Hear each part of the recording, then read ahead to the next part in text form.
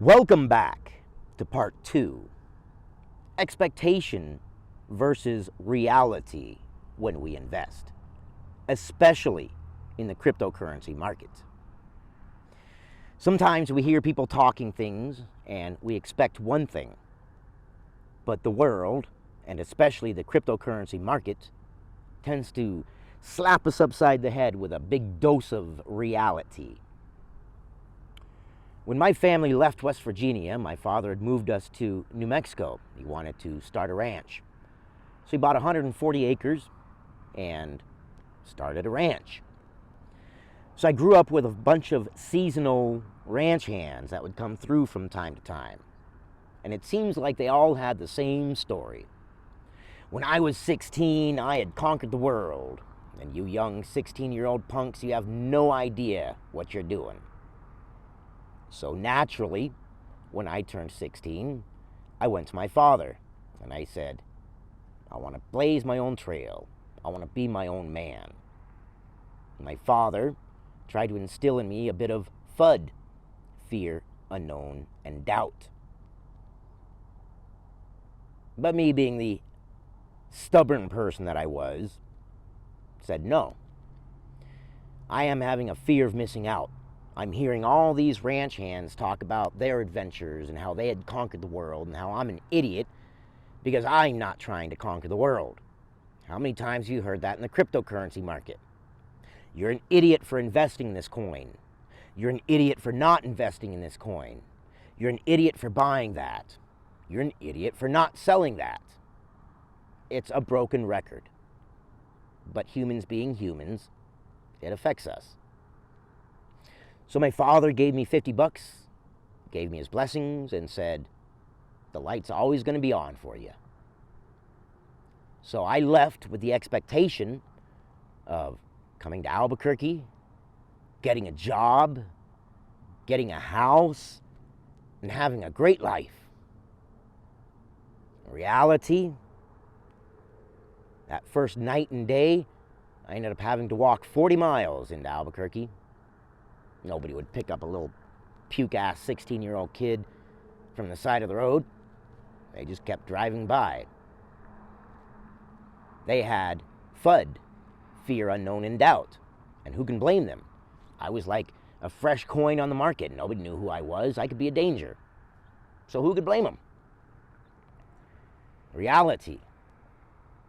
That first night I spent sleeping under a bush in the mall, hiding from security that was rolling around in the parking lot.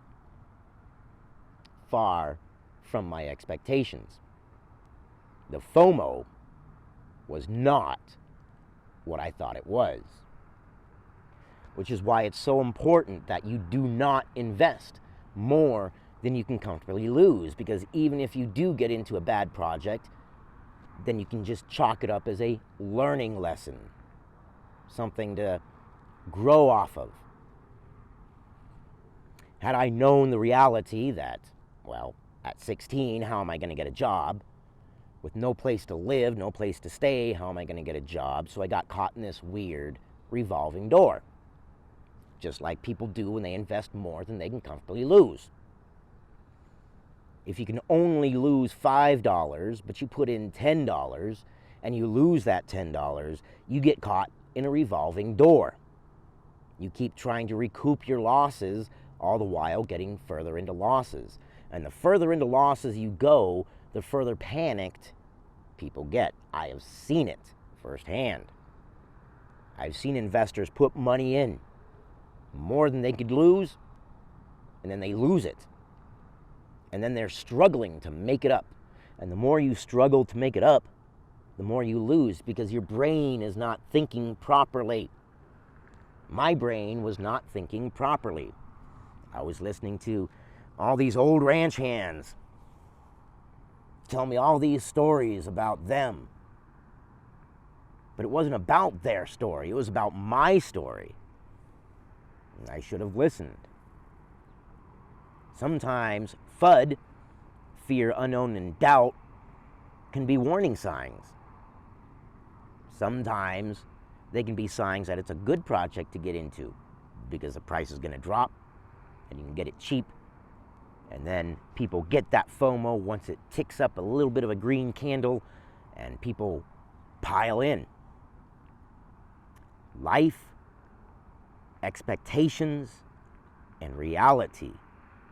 Life is always going to get you in the end. Thank you for listening to my rambling on this one. I'm still trying to find my footing. I'm still trying to find the best ways to explain the things that I've learned from life, that I've applied to investing, that have made it successful. This is not a flex, okay? But I'm wearing more on my wrist and my fingers than most people's cars are worth. Not bad for a homeless person, right? And I'm trying to teach you guys the things that I did to get there. But we're going to meander a little bit. And if you can read between the lines, there's gold mines there. Fear, unknown, and doubt. Expectation versus reality. The only way you can beat the market is to make sure that you don't need the money that you put in the market. It's the only way you can do it. And don't let the fear, unknown, and doubt, and the FOMO of people breathing in your ear deter you from doing what's right for you. Even if what's right for you is not investing any money. If I'd have just stayed home, my life probably would have been quite a bit better. If I'd have taken the proper steps, and rather than throwing every penny of my soul and my being that I had into it, I probably would have been better off a lot quicker.